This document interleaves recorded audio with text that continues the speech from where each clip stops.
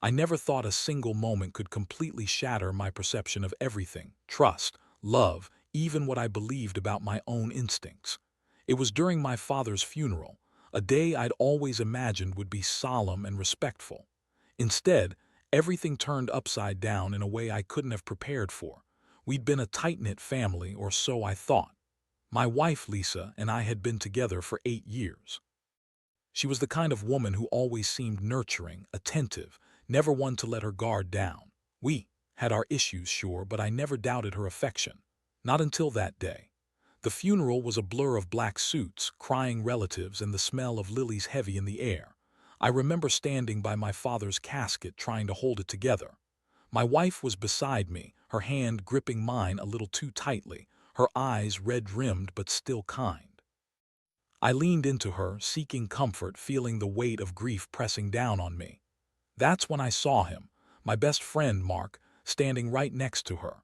He was whispering something to her, and from where I stood, his hand was resting just a little too comfortably on her waist, like he was trying to be subtle but failed miserably. His smile was innocent enough, but it didn't fit a grieving moment. It looked different, wrong. I blinked and looked away for a second, telling myself I was imagining things. It was grief, exhaustion, maybe just the emotional fog, but a part of me knew better. That little flicker of doubt grew, whispering that I'd missed signs before. That night, as I sat alone in my room, replaying the day's events in my head, I kept circling back to that moment. Why had I missed it? How could I have been so blind? There were small things, little signs I should have seen. The way Lisa was quick to change the subject when I asked about Mark, the way she seemed more animated around him, like she couldn't help herself. But the real proof didn't come until the next morning. I found her phone on the kitchen table, open to a message from Mark.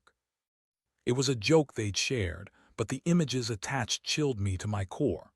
A photo of them together, arms around each other, smiling like lovers, taken just days before the funeral. I stared at it until my vision blurred. My stomach sank so deep I could feel it twisting. My palms went cold. I clutched the phone tighter, feeling the rough edge dig into my skin. How had I missed it? How long had this been going on? I wanted to scream, to shake her awake, but I just sat there, numb. It was a betrayal so raw, so deep, I couldn't even process it at first. I knew I had to confront her, but I also knew I wasn't ready. Not yet. The funeral had been the perfect cover-up.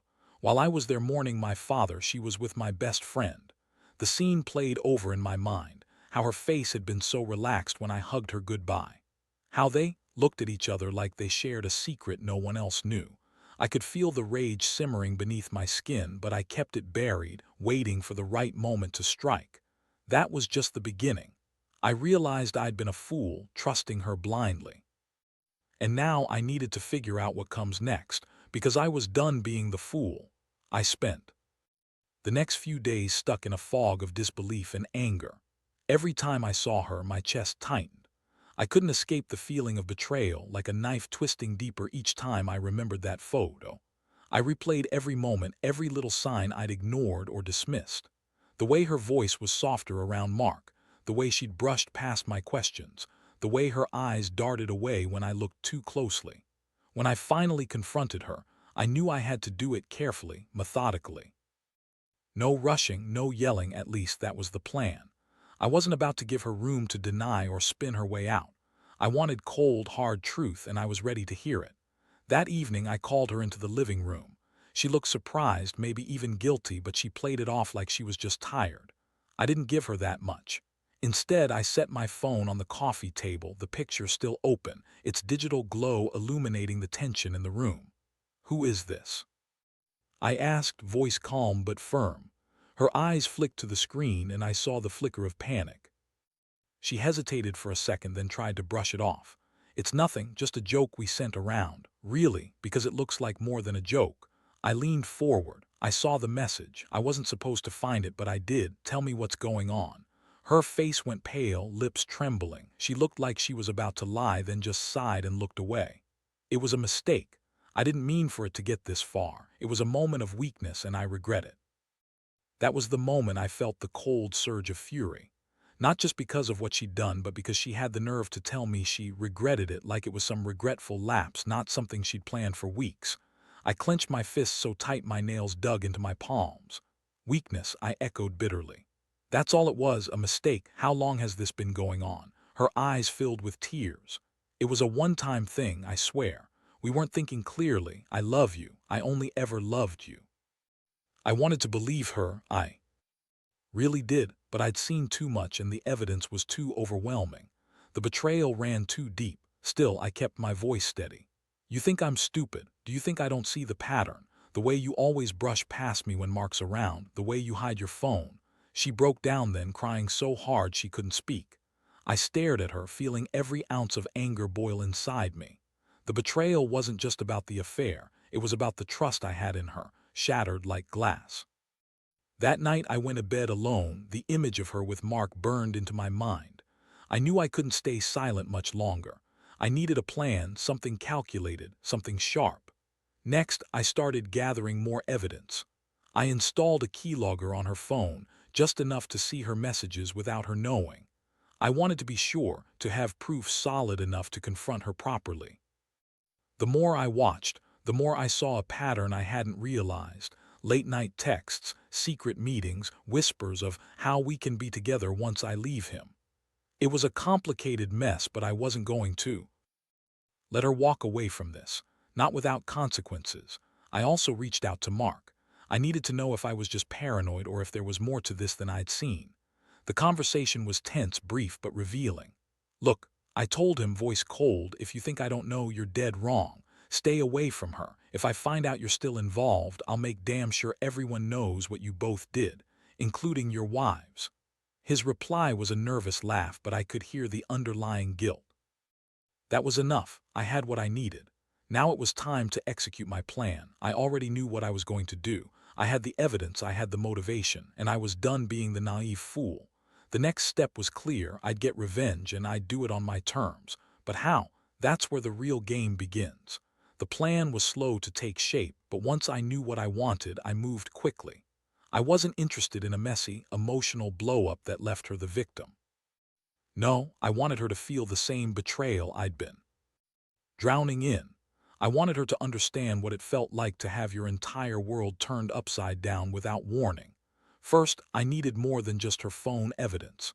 I had to make her realize that I was serious, completely serious, about walking away, about ending everything she thought we had.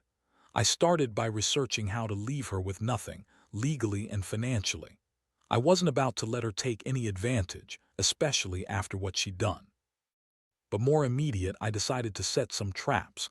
I planted a few fake messages on her phone, just enough to make her panic when she found them. Nothing too obvious, just small hints that I was suspicious of her and Mark. I even left a little note in her purse that read, "I know the truth."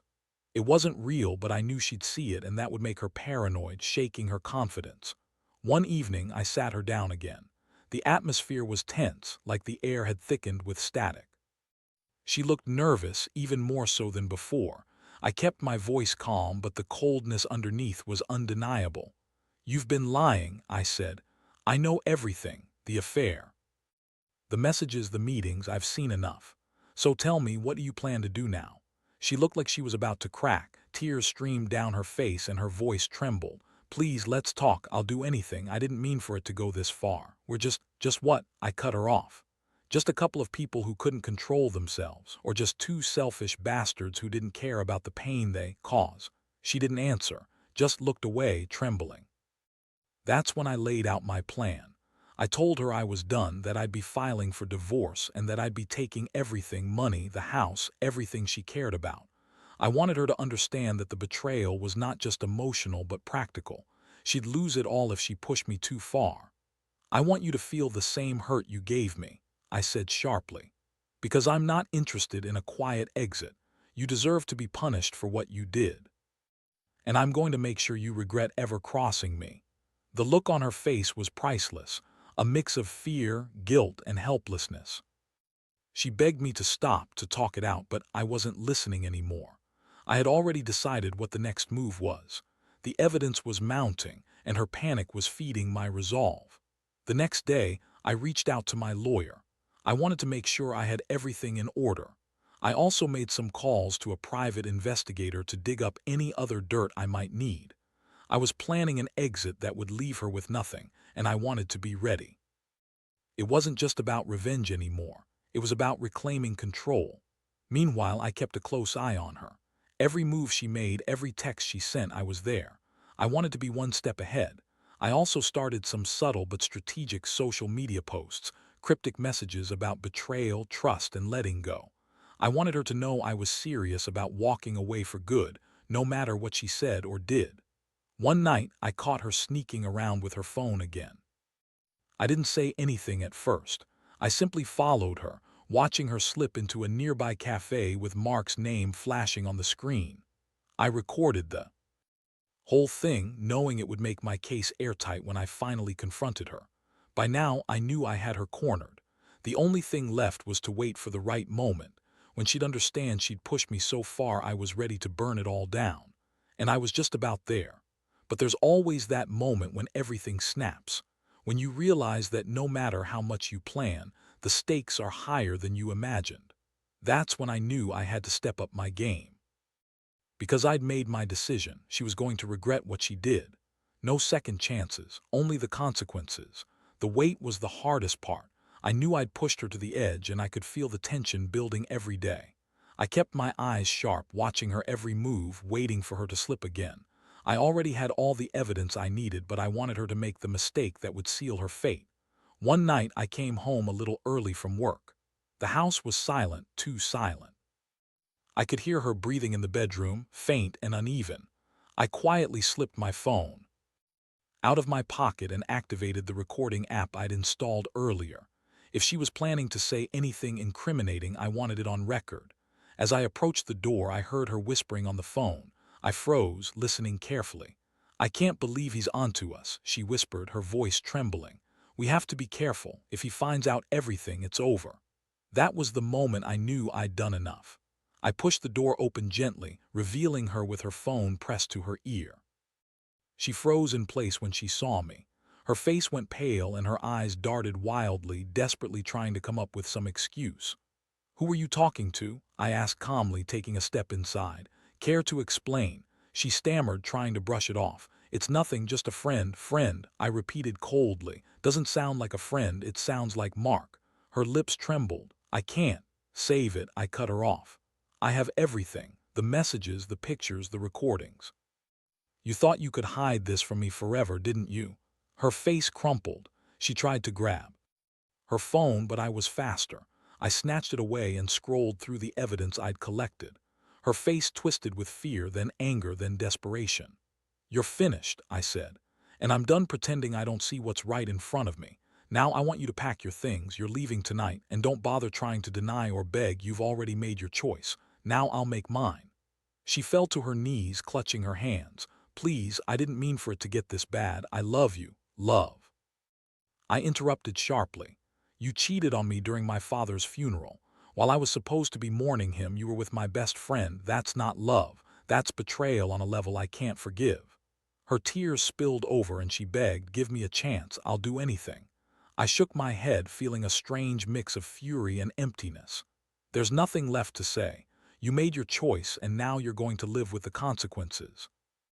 I handed her a small duffel bag and watched her pack her clothes in silence. I felt nothing but cold satisfaction, knowing I was finally taking control back.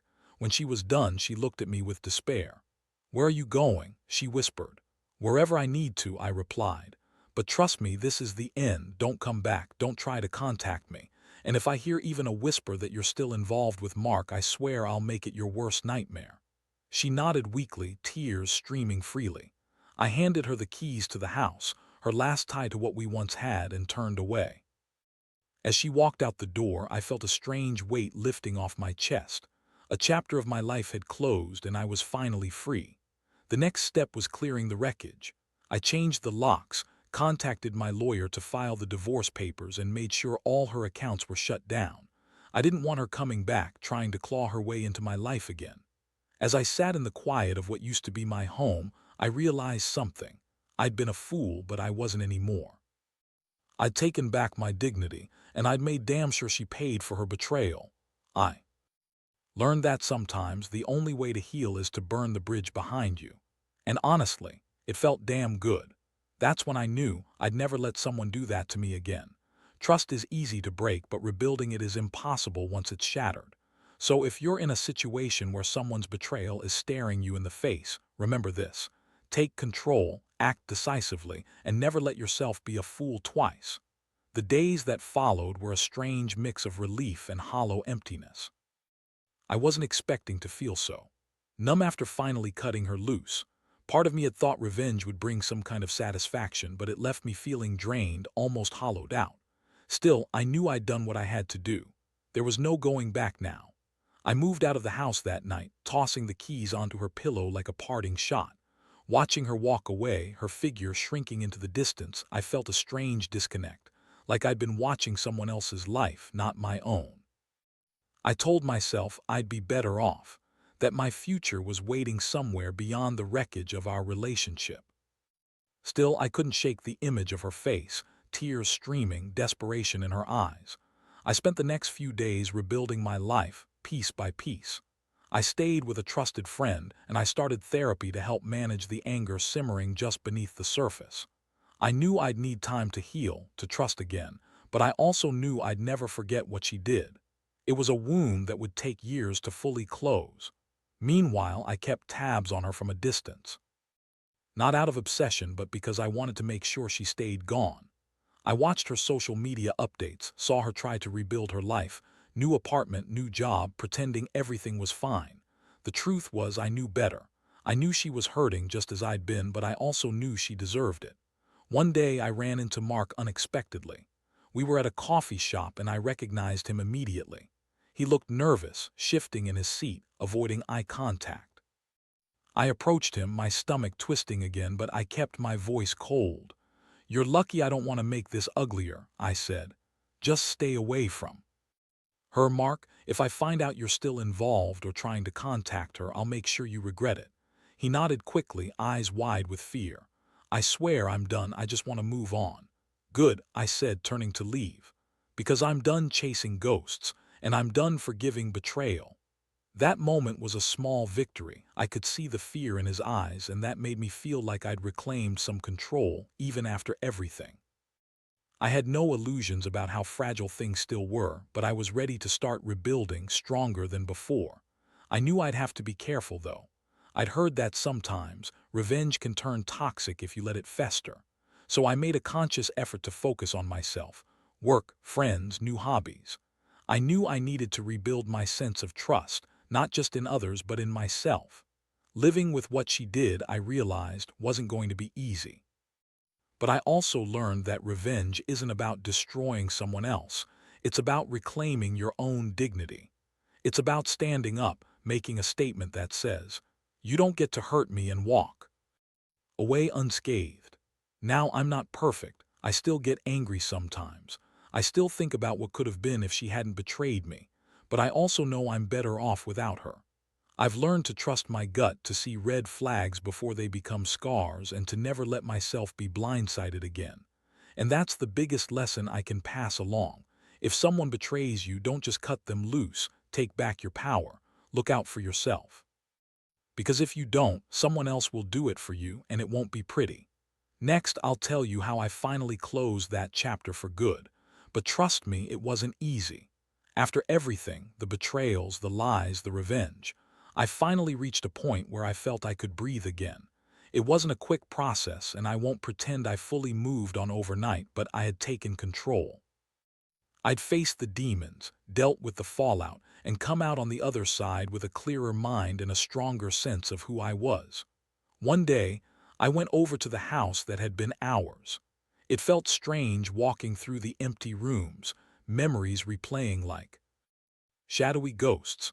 I took a deep breath, and then, with firm resolve, I grabbed a box. Inside, I placed all the old photos, keepsakes, and mementos, things that reminded me of the life I'd built with her. I looked around at the empty space and realized it was time to let go once and for all. I walked out that door, closing it quietly behind me, and handed the keys over to my lawyer. I knew I wouldn't be going back.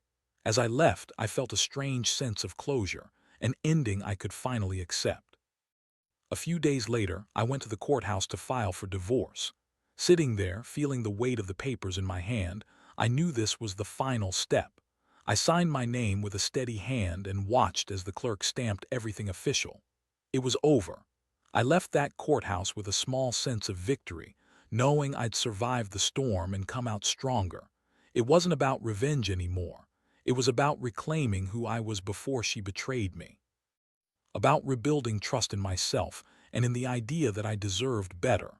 Looking back, I realized that betrayal is a devastating thing, but it also teaches you something important: how to stand up for yourself, how to recognize your worth, and how to walk away when someone's not worthy of your love or trust. I learned that revenge isn't about hurting someone else. It's about taking back your peace. Now I live for myself, not for someone who once tore me apart. I have new routines, new friends, and a new outlook.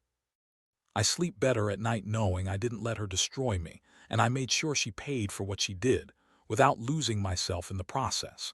If there's one thing I want anyone reading this to take away, it's this: don't let betrayal define you. Take your pain and turn it into your power. Because in the end, the strongest revenge is reclaiming your life and moving forward with dignity. No matter how dark the moment, there's always a way to find the light again. And once you do, you'll realize that no one can take away your strength unless you let them.